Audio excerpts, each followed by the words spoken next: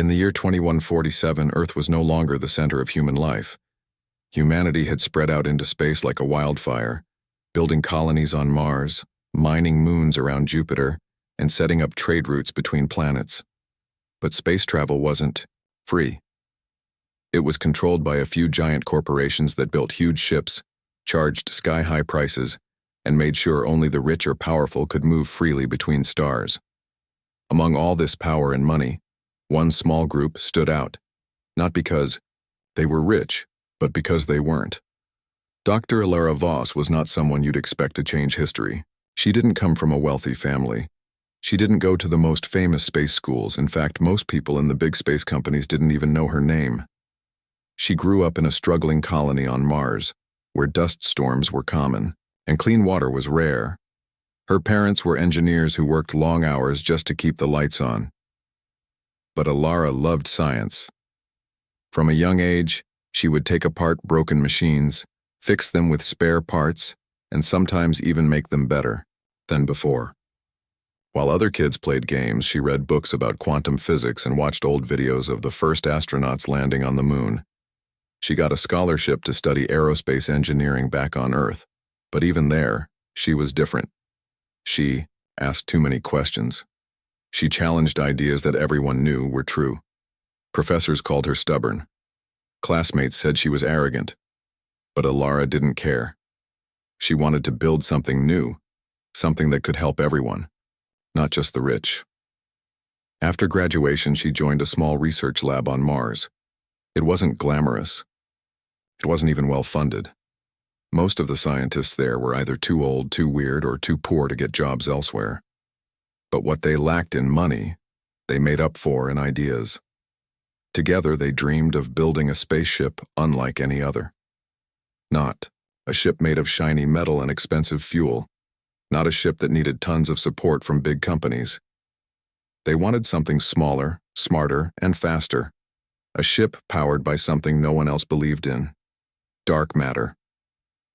Dark matter is a strange thing. Scientists have known about it for centuries, but no one has ever been able to control it. It doesn't react with light. You can't see it. You can't touch it. But it's everywhere. In the space between stars, in the empty gaps of the universe. And according to some theories, if you could somehow use it, you could bend space itself. Alara thought it was possible. Her team laughed at first. Even her best friend Jax, a former military engineer who had lost an arm in a space accident, told her, "You're chasing ghosts." But Alara didn't give up. For years, they worked in secret. They used old machines, broken satellites, and scrap parts from abandoned ships. They built their prototype in a dusty hangar behind a failed rocket factory. The locals started calling it the Junkyard Project. And then came the name that stuck, the Dawnbreaker. It looked weird. Not sleek like the corporate ships. It was round, like a bubble, covered in panels that changed colors depending on the sunlight. It had no wings, no engines like others, and no fuel tanks. Just a glowing core in the middle and a lot of wires. People made fun of it when they finally got enough funding, mostly from small donations and a few eccentric investors. They were invited to show their project at the Interplanetary Science Symposium, held every year on Luna, the moon base that orbited Earth. It was supposed to be a chance to prove themselves. Instead, it became a joke. As Alara stepped onto the stage holding a model of the Dawnbreaker, the crowd began whispering, "Is that a beach ball? Where are the thrusters? Did they build this in a junk shop?" Even the host of the event tried to make a joke. "Ladies and gentlemen, welcome Dr. Voss and her flying toaster." The audience laughed. Alara stood still. Her face didn't change. She didn't smile. She didn't yell. She just waited. Then she spoke. "We didn't come here to impress anyone. We came here to show you something real, something that works." She placed the model down and opened a screen. On it was a video, one of the test flights they had secretly done weeks earlier. The room fell silent. The video showed the Dawnbreaker floating in space. Then, without any sound, without any explosion, it vanished. One moment, It was there. The next, gone. Gasps filled the room. What the hell was that? Someone whispered. Ilara explained. We didn't use fuel. We didn't use rockets. We used dark matter to fold space. We jumped across the solar system in less than a second. No, one clapped. No one moved. Some of the scientists in the front row looked angry. Some looked scared. Others looked like they were trying to understand what they had just seen. But one man sitting in the back smiled. He was from a rival company, a powerful one that had spent billions trying to build a faster-than-light engine, and failed. That night after the symposium ended, Ilara went back to her hotel room. She was tired. She felt alone. She knew what she had shown them was real. But she also knew what would come next. The laughter might stop, but the fight was just beginning, because now everyone knew about the Dawnbreaker, and some people don't like it when the little guy wins. Summary of Part 1 introduces Dr. Ilara Voss, a determined engineer from a humble background, shows how she and her team work against all odds to create the Dawnbreaker, a revolutionary spaceship, highlights the ridicule they face at the Interplanetary Science Symposium, ends with a shocking demonstration of the ship's power, leaving both supporters and enemies stunned. After the shocking demo at the Interplanetary Science Symposium, the world didn't change overnight. But things started to shift. Some scientists wanted to study the Dawnbreaker, some governments wanted to control it, and some powerful companies wanted to destroy it. But Ilara and her team had no time for politics or fame. They had a mission. Back on Mars, in their dusty hangar behind the old rocket factory, they worked harder than ever. They knew that if someone else got their hands on the technology before it was ready, it could be used for war, not peace. So they made a decision. They would test the Dawnbreaker themselves, far away from spies, corporations, and politicians.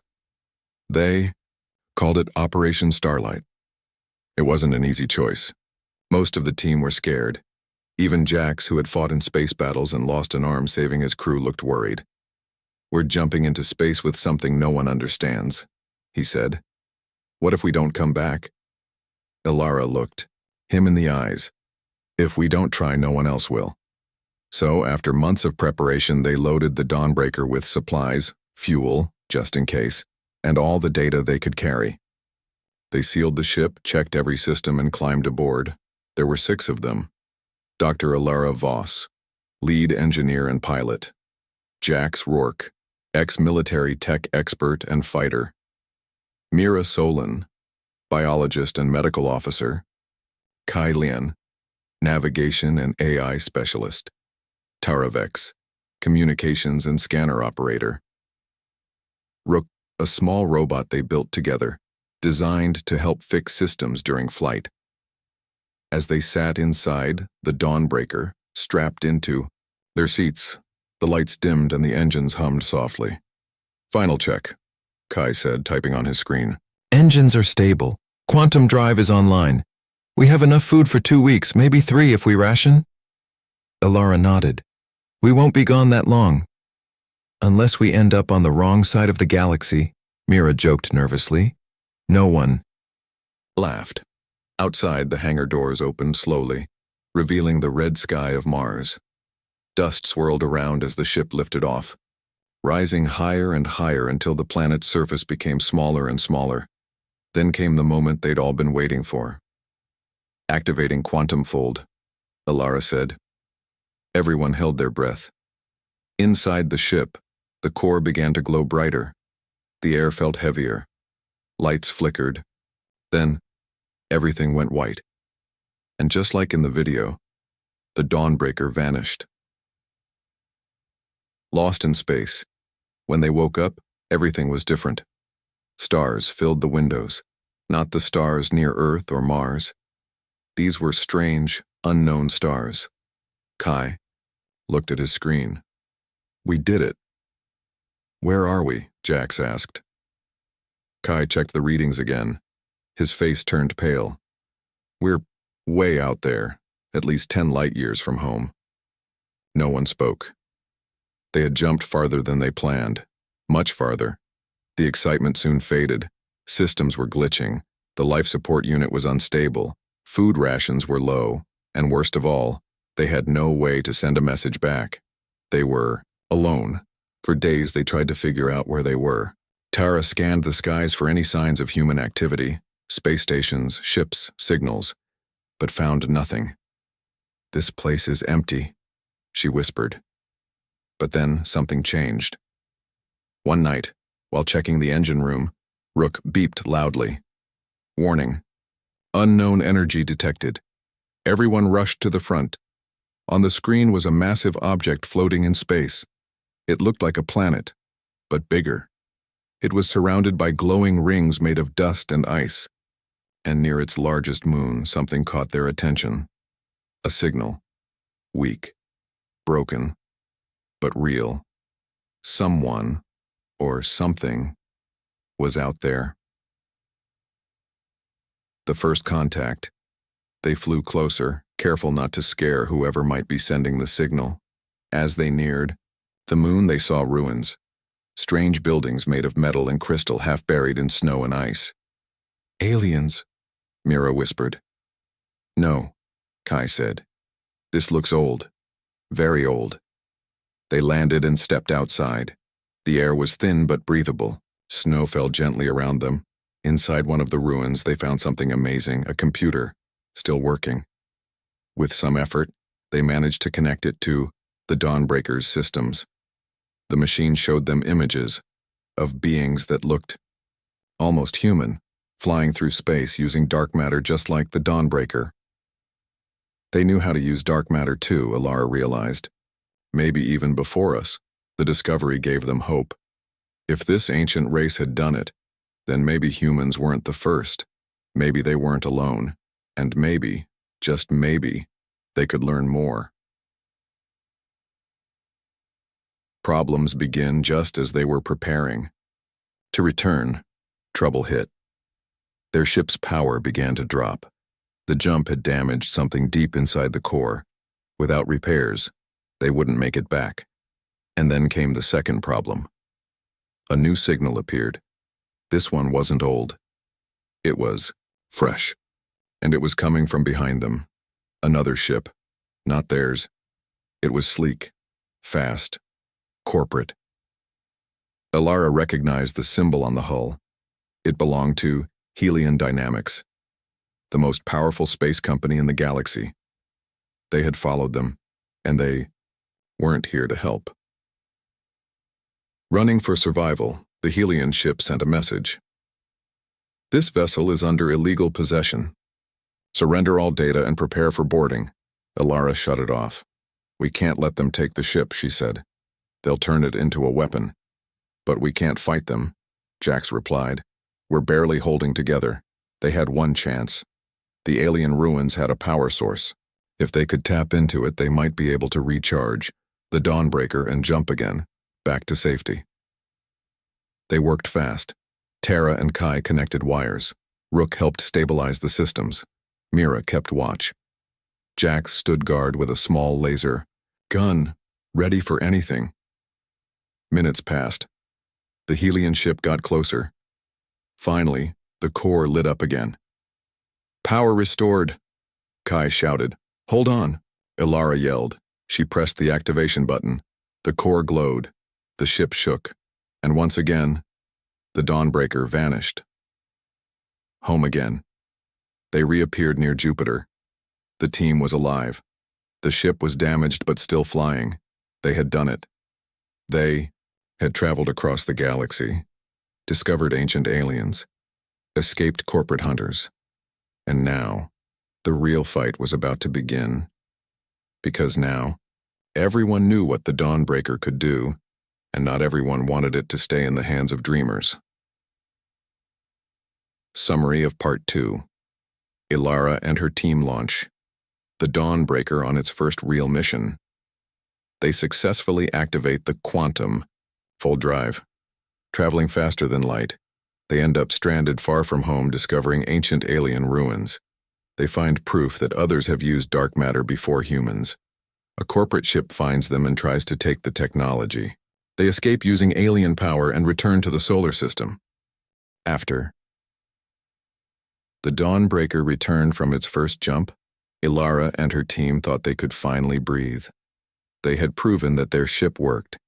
They had discovered ancient alien tech, and most importantly, they had escaped Helion Dynamics, the most powerful space company in the galaxy.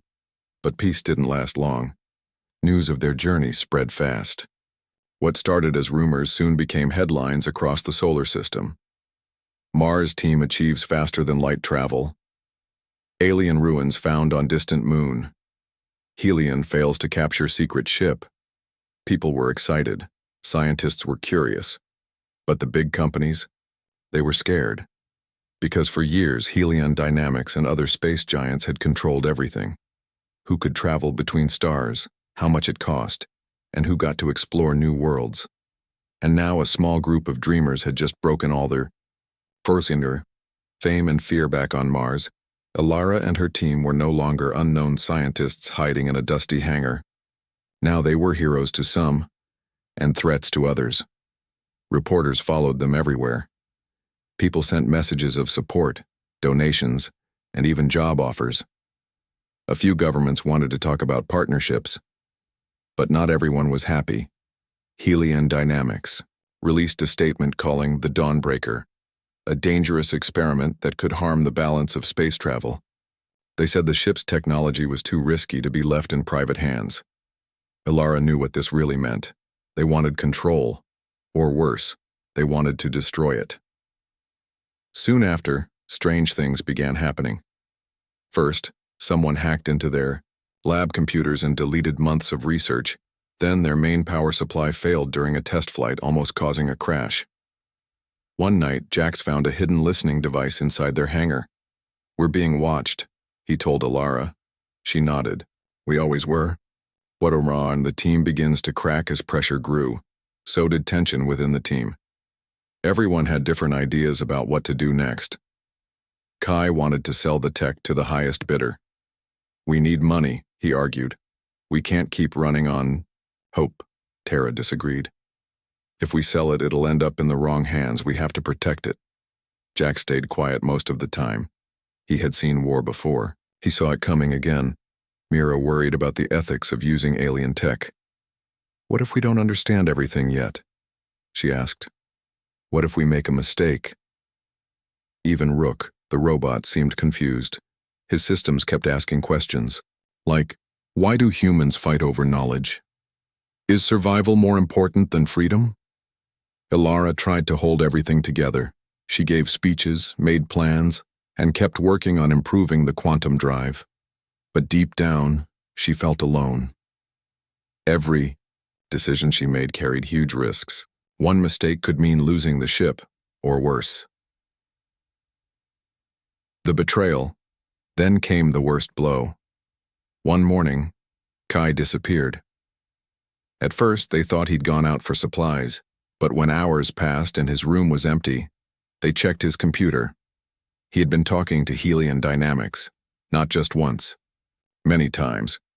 He had offered them data, parts of the ship's design, maps of where they jumped, and even information about the alien ruins. In exchange, Helion promised him safety, money, and a position in their new space division. When the team confronted him through a message, Kai didn't deny it. "I didn't betray you," he wrote. "I saved us. This is bigger than us now. We can't hide forever." Ilara's heart sank. For weeks, she had trusted him, worked with him, believed in him. Now she had to face the truth. Their secrets were no longer safe. The hunt begins. Within days, things got worse. Helion launched an official investigation into the Dawnbreaker. They claimed the ship violated space laws and endangered public safety. Soon, government agents showed up at the Mars base asking questions. Then came the bounty hunters. Small ships began following the Dawnbreaker whenever it flew near Jupiter or Saturn. Some tried to hack into their systems. Others fired warning shots. One day, while refueling at a remote station near Titan, A man approached Ilara. "Your ship is dangerous," he said. "You should hand it over." Ilara looked him in the eyes. "Who are you?" He smiled. "Let's just say, I work for people who don't like surprises." That night, the team decided to leave Mars. They couldn't stay anymore. Not with spies everywhere and enemies closing in. They packed what they could and boarded the Dawnbreaker, one last time. As the ship lifted off, Ilara looked back at the red planet below. It had been home. But now, it was just another place they had to leave behind. Into the shadows, with no clear plan, they flew deeper into space. They avoided known routes, stayed away from stations, slept in shifts, watched every signal. They weren't explorers anymore. They were fugitives. But even in hiding, Ilara kept working. She improved the ship's stealth mode, added new defenses, trained her crew in combat. She even built a secret code system so they could talk without being tracked. Jax helped train everyone. Mira studied the alien data they had brought back. Terra searched for friendly groups across the galaxy. And slowly, something unexpected happened. Other people started reaching out. Small colonies that hated Helion, independent traders who wanted freedom, rebel scientists who believed in open knowledge. A network began to form, a movement. They called themselves the Open Star Initiative. And their mission was simple: to share the power of the Dawnbreaker with everyone, not just the rich or powerful. The final blow, just when they thought they were safe, disaster struck. While hiding near the rings of Uranus, a Helion warship ambushed them. It was faster, stronger, and fully armed. Before they could escape, the enemy ship fired a pulse beam that knocked out the Dawnbreaker's core. Systems crashed. Lights went dark. The ship drifted helplessly in space. Then came the message: "This is your final chance. Surrender the ship, or be destroyed." Ilara stood in front of the screen, her hands shaking. Behind her, her team waited. Some wanted to surrender. Others wanted to fight. But Ilara knew one thing: they had come too far to give up now. "We're not giving them the ship," she said. "But what can we do?" Terra whispered. Ilara looked at Jax. He nodded. "There's still one way," he said. "What way?" Mira asked. Ilara took a deep breath. "We go back to the ruins." Summary of Part 3. After returning from their first jump, Ilara and her team become famous. Powerful companies try to take control of the Dawnbreaker. Tensions rise within the team over what to do next. Kai betrays them by selling secrets to Helion Dynamics. Enemies hunt them across space. They escape into hiding and start building a rebel network. A final ambush leaves the Dawnbreaker crippled, and the team must decide whether to fight or surrender. The Dawnbreaker was broken. Its core had gone dark. Systems were failing. Lights flickered like a dying star. The Helion warship hovered above them, waiting. "Final warning," came the cold voice over the radio. "Surrender your ship or be destroyed." Inside, the Dawnbreaker, fear filled the air. Terra looked at the screen with wide eyes.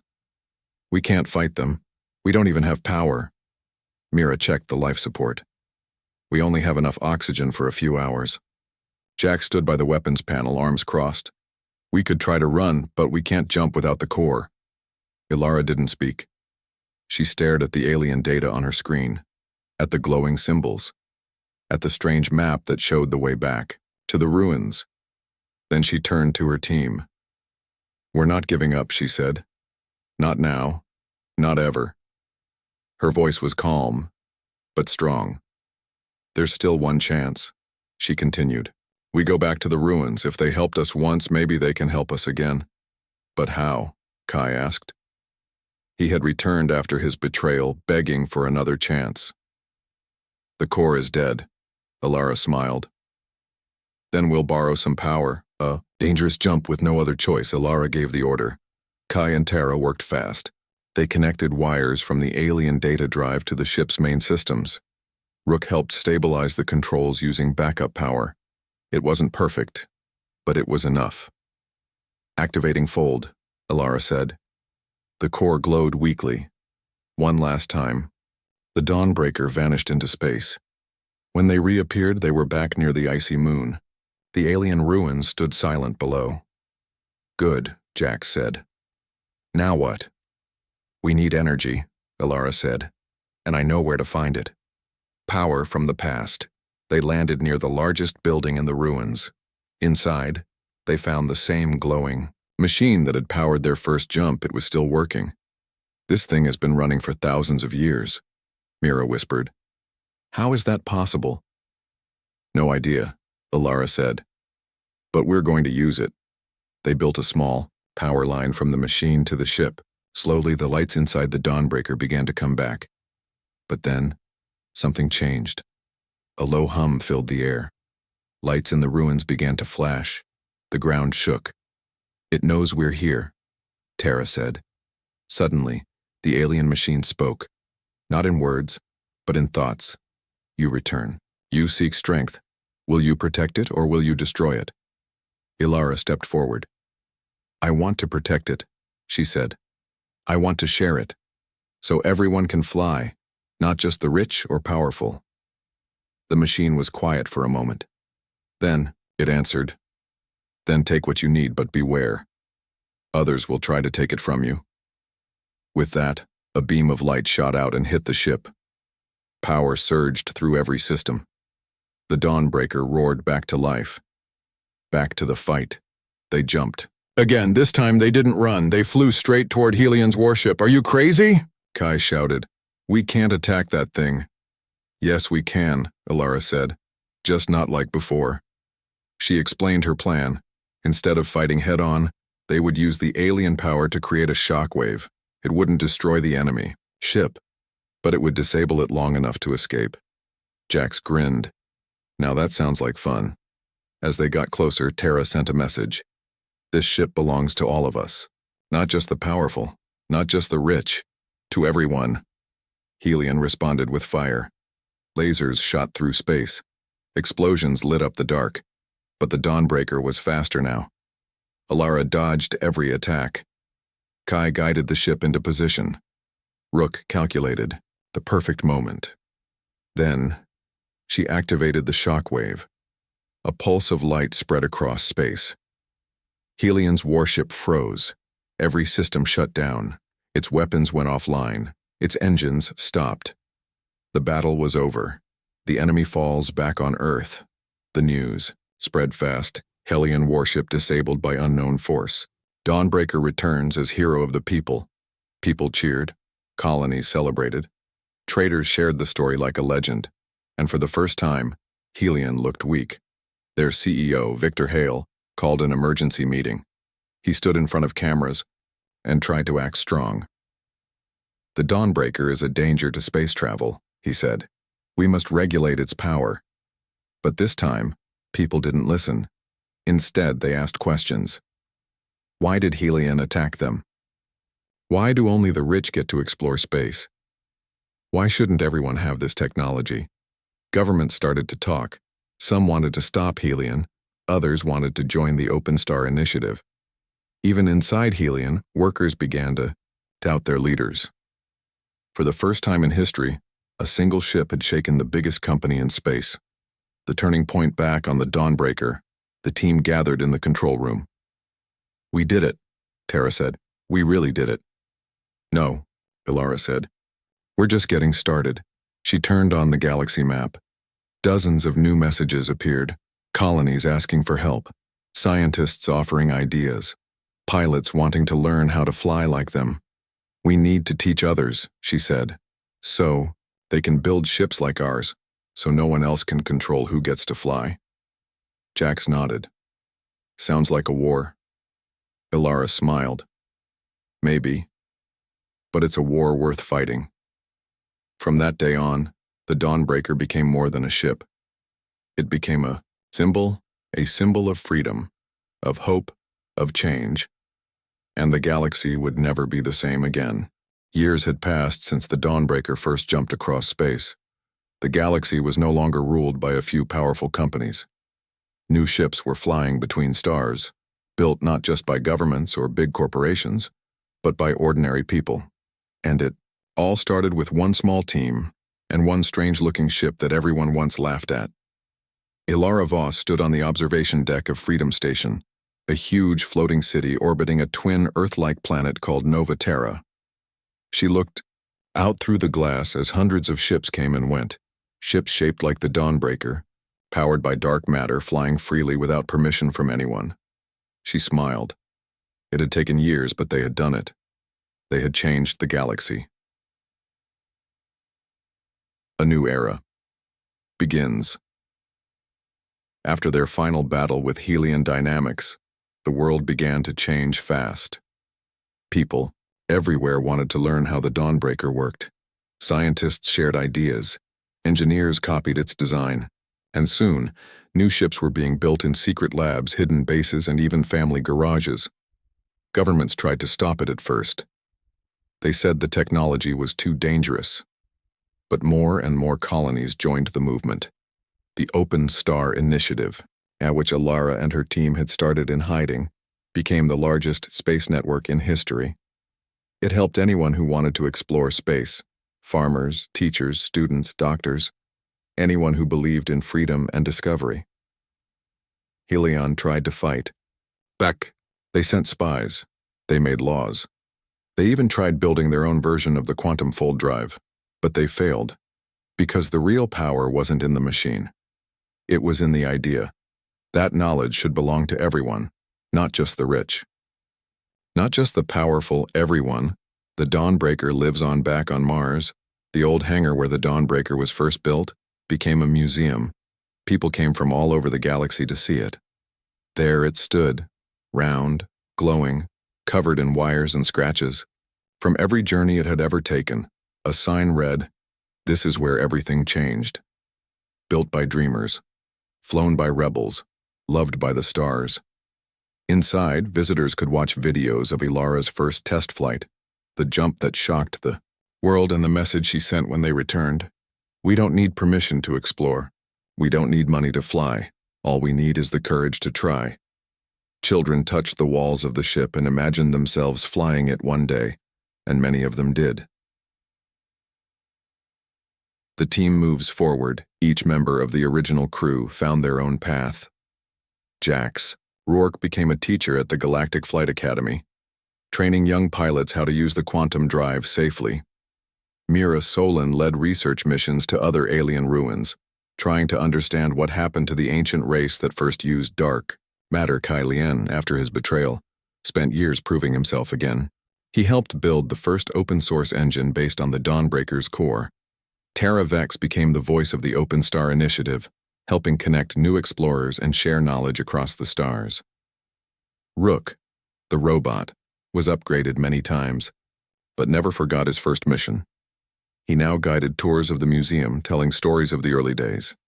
And Ilara, she traveled the galaxy, visiting new colonies, helping new pilots, and giving speeches about what it meant to be free. "I didn't invent the future," she would say. "I just showed that it was possible." A galaxy without borders before. The Dawnbreaker, only the rich and powerful could travel between stars. Now any colony with a workshop could build a ship. Farmers on icy moons flew to trade with others. Doctors reached faraway planets to help the sick. Teachers brought lessons to children living on distant worlds. Space was no longer a place of borders and control. It was a place of dreams. And those dreams were flying faster than light. On Nova. Terra, the first free colony built using open-source tech, was growing strong. Forests grew under glass domes. Oceans sparkled under twin suns. Children played in zero-gravity parks, and above it all, ships like the Dawnbreaker soared into the sky. The final jump one day, Ilara stood alone on the bridge of a brand new ship. It looked like the Dawnbreaker, but better, faster, stronger. She pressed a button and watched as the core lit up. "Ready for launch," said the AI voice. She took a deep breath. Behind her, Jax walked in. "You going somewhere?" he asked. Ilara nodded. There are still places we haven't seen, she said. New stars, new systems, maybe even more alien ruins. Jax grinned. Mind if I tag along? She smiled. Always. As the engines hummed and the ship lifted off, she looked back at the planet below. Then she turned to the stars ahead. This is for everyone who believed, she whispered. She pressed the activation button. The core glowed. The ship vanished. A message to the future back on Freedom Station. A message appeared on every screen in the galaxy. It was from Alara. If you're watching this, it means you're ready. You've built your own ship. You've learned to fly. And now you're looking for your next step. Remember this. No one owns the stars. They belong to all of us. So go, explore, discover, dream. And never let anyone tell you that you can't reach the sky. The message ended with one final image, the words, "They laughed at our ship. Now it rules the galaxy." Summary of Part 5. Years later, the Dawnbreaker has inspired a revolution in space travel. Ships modeled after it are flying across the galaxy, built by ordinary people. The Open Star Initiative helps anyone who wants to explore. The original team becomes teachers, leaders, and heroes. Space becomes a place of freedom and discovery. Alara continues exploring, showing that the journey never truly ends. Her message inspires a new generation of pilots, scientists, and dreamers.